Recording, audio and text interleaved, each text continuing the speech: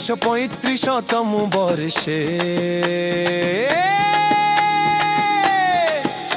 135তম বর্ষে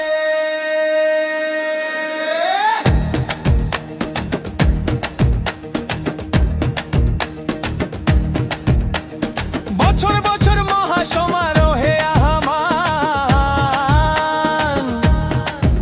জানাই আমাদের মহারানী মাকে, আমাদের কালীতলার মহারানী মা।